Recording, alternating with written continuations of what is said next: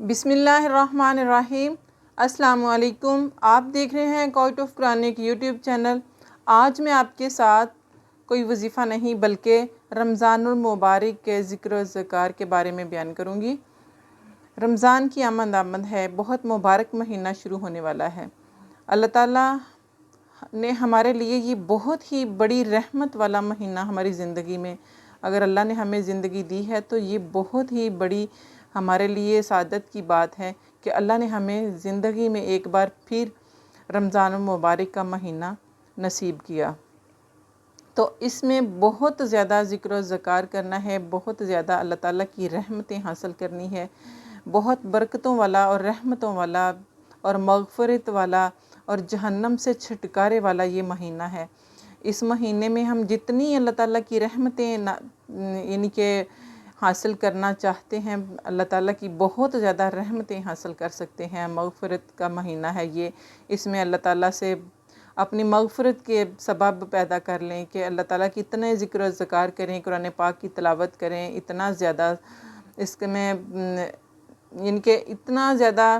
اتنی نیکی کے کام کریں کہ اللہ تعالیٰ آپ کو آپ کی بخشش کا ذریعہ بنا دے۔ تو پیارے نبی صلی اللہ علیہ وآلہ وسلم نے فرمایا کہ رمضان کی آمد پر بہت ہی زیادہ قرآن پاک کی تلاوت کی جائے کہ رمضان مبارک کی آمد پر رسول اللہ صلی اللہ علیہ وسلم کا ایک بہت ہی پیارا سا خطبہ ہے کہ آپ صلی اللہ علیہ وسلم نے فرمایا کہ اے لوگو، تم پر ایک عظمت اور برکت والا مہینہ آنے والا ہے۔ اس مبارک مہینہ کی ایک رات شب قدر 1000 مہینوں سے بہتر ہے۔ اس مہینے کے روزے اللہ تعالیٰ نے فرض کیے ہیں، یعنی کہ روزے جو ہیں فرض کیے گئے ہیں، تو ان کو آپ نے پابندی کے ساتھ رکھنا ہے۔ رمضان کے روزے جب انسان رکھتا ہے نا تو بہت ساری برائیاں، بہت سارے دکھ، بہت ساری تکلیفیں ختم ہو جاتی ہیں۔ اور اس کی راتوں میں بارگاہ خداوندی میں کھڑے ہونے یعنی نماز تراویح پڑھنے کو نفل عبادت مقرر کیا ہے، جس کا بہت بڑا اجر و ثواب ہے۔ جو شخص اس مہینے میں اللہ کی رضا اور اس کا قرب حاصل کرنے کے لیے کوئی غیر فرض عبادت یعنی سنت یا نفل ادا کرے گا تو اس کے دوسرے زمانہ کے فرضوں کے برابر اس کا ثواب ملے گا، اور اس مہینے میں فرض ادا کرنے کا ثواب دوسرے زمانے کے 70 فرضوں کے برابر ہے۔ یہ صبر کا مہینہ ہے اور صبر کا بدلہ جنت ہے۔ یہ ہمدردی اور غم خواری کا مہینہ ہے، اور یہی وہ مہینہ ہے جس میں مومن بندوں کے رزق میں اضافہ کیا جاتا ہے۔ جس نے اس مہینے میں کسی روزہ دار کو اللہ کی رضا اور ثواب حاصل کرنے کے لیے افطار کرایا تو اس کے لیے گناہوں کی مغفرت اور آتش دوزخ سے آزادی کا ذریعہ ہوگا، اور اس کو روزہ دار کے برابر ثواب دیا جائے گا، بغیر اس کے کہ روزہ دار کے ثواب میں کوئی کمی کی جائے۔ آپ صلی اللہ علیہ وسلم سے عرض کیا گیا، یا رسول اللہ، ہم میں سے ہر ایک کو تو افطار کرانے کا سامان میسر نہیں ہوتا، یعنی کہ کچھ بہت غریب ہیں جو افطاری نہیں کروا سکتے کسی کی، تو کیا غربا اس عظیم ثواب سے محروم رہیں گے؟ آپ صلی اللہ علیہ وآلہ وسلم نے فرمایا، اللہ تعالیٰ یہ ثواب اس شخص کو بھی دے گا جو دودھ کی تھوڑی سی لسی پر یا کھجور پر یا صرف پانی ہی کے ایک گھونٹ پر کسی روزہ دار کا روزہ افطار کرا دے۔ تو رسول اللہ صلی اللہ علیہ وسلم نے سلسلہ کلام جاری رکھتے ہوئے آگے ارشاد فرمایا کہ اور جو کوئی کسی روزہ دار کو پورا کھانا کھلا دے،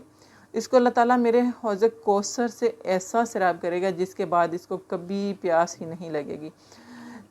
تاکہ وہ جنت میں پہنچ جائے گا۔ اس کے بعد آپ صلی اللہ علیہ وسلم نے فرمایا، اس ماہ مبارک کا ابتدائی حصہ رحمت ہے اور درمیانی حصہ مغفرت ہے اور آخری حصہ آتش دوزخ سے آزادی ہے، یعنی کہ جہنم کی آگ سے آزاد کرنا۔ اس کے بعد آپ صلی اللہ علیہ وسلم نے فرمایا، اور جو آدمی اس مہینے میں اپنے غلام و خادم کے کام میں تخفیف اور کمی کر دے گا، اللہ تعالیٰ اس کی مغفرت فرما دے گا اور اس کو دوزخ سے رہائی اور آزادی دے گا۔ تو دیکھیں رمضان المبارک کے روزے رکھنے کی کتنی زیادہ فضیلت ہے، کتنی برکتیں ہیں اس میں۔ اس مبارک مہینے میں اس مبارک مہینے کی برکتیں آپ نے سمیٹنی ہیں۔ اللہ تعالیٰ ہر کسی مومن مسلمان کو رمضان مبارک کی برکتیں، رحمتیں اور اس کی عظمتیں سمیٹنے کی توفیق عطا فرمائے، کیونکہ اللہ تعالیٰ کی توفیق کے بغیر انسان کچھ نہیں کر سکتا۔ تو اللہ تعالیٰ سے اس ماہ رمضان میں یہ بھی دعا کرنی ہے کہ یا اللہ ہمیں اچھے کاموں کی توفیق دے، یا اللہ ہمیں ماہ رمضان کے روزے رکھنے کی توفیق دے، یا اللہ ہمیں اس ماہ رمضان میں عبادات، ذکر و اذکار کرنے کی، قرآن پاک کی تلاوت کرنے کی، فرض نمازیں ادا کرنے کی توفیق دے دے مولا۔ اور اس کا جو پہلا عشرہ ہے نا وہ رحمت کا ہے، یعنی اس میں اللہ تعالیٰ کی رحمتیں برستی ہیں، اللہ تعالیٰ کی رحمتیں سمیٹنی ہیں اس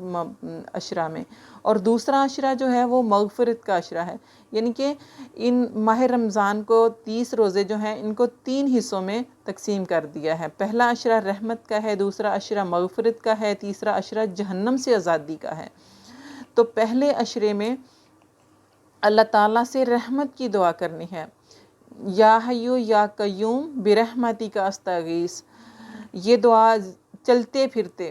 ہر وقت وضو با وضو آپ نے پڑھتے رہنا ہے، یعنی کہ جب آپ سحری بنا رہے ہیں، افطاری بنا رہے ہیں، تو اس وقت زبان جو ہے، زبان سے بجائے اس کے کہ آپ کوئی اور غلط بات کریں، چغلی کریں یا کسی کی غیبت، ان کے کسی قسم کی اور کوئی بات نہ کریں، بلکہ کیا کریں کہ پہلا عشرہ میں چلتے پھرتے آپ یا حیو یا قیوم برحمتی کا استغیث پڑھیں، تو اس کی بہت زیادہ برکت ہے، اس کی بہت زیادہ فضیلت ہے۔ اور دوسرا عشرہ میں مغفرت کی دعا کرنی ہے اللہ تعالیٰ سے، تو استغفر اللہ ربی من کل ذنب واتوب الیہ، اس کا بہت زیادہ ورد کرنا ہے، بہت زیادہ اس کا ذکر کرنا ہے آپ نے دوسرا عشرہ میں مغفرت کے لیے۔ تو تیسرا عشرہ جو ہے جہنم سے آزادی کا ہے، تو اس عشرہ میں اللہم آجرنی من النار، اس کا بہت زیادہ ذکر کرنا ہے، بہت زیادہ اس کو پڑھنا ہے۔ پورا عشرہ میں آپ نے اس کا بہت زیادہ ورد رکھنا ہے کہ رمضان المبارک کا مہینہ ایسا بابرکت مہینہ ہے، ایسی رحمتوں اور عظمتوں والا مہینہ ہے کہ اس میں جب انسان عام دنوں میں، عام مہینوں میں ایک بار الحمدللہ یا اللہ اکبر کہتا ہے نا، تو اس کا یعنی کہ 1 نیکی ملے گی، تو اس میں آپ کا 10 گنا بڑھا دیا جاتا ہے کہ اگر 10 نیکیاں ملتی ہیں الحمدللہ سبحان اللہ کہنے کی، اللہ اکبر کہنے کی، تو آپ کو رمضان مبارک میں اللہ تعالیٰ 70 گنا اس ثواب کو بڑھا دیتے ہیں۔ تو جب ہم اس کو ایک بار پڑھیں گے تو ہمیں 70 گنا اس کا ثواب ملے گا۔ تو دیکھیں اگر آپ چلتے پھرتے سارا دن پڑھتے ہیں تو اس کی کتنی زیادہ برکتیں، فضیلتیں اور کتنا زیادہ اجر و ثواب آپ کو حاصل ہوگا۔ تو اللہ تعالیٰ سے توفیق مانگنی ہے پڑھنے کی، یا اللہ ہر کسی مومن مسلمان کو اس کی رمضان مبارک کے روزے رکھنے کی توفیق عطا فرمائے، اور رمضان مبارک کے ان بابرکت اذکار کی اور قرآن پاک کی تلاوت کی، تراویح کی، نماز تراویح کی اور نوافل کی اللہ تعالیٰ ہر مومن مسلمان کو توفیق عطا فرمائے۔ آپ کو میری ویڈیو پسند آئے لائک کریں، کمنٹ کریں، شیئر کریں، چینل کو سبسکرائب کر دیں، بیل آئیکن کو پریس کریں تاکہ ہر نئی آنے والی ویڈیو بر وقت آپ تک پہنچتی رہے۔ اللہ حافظ۔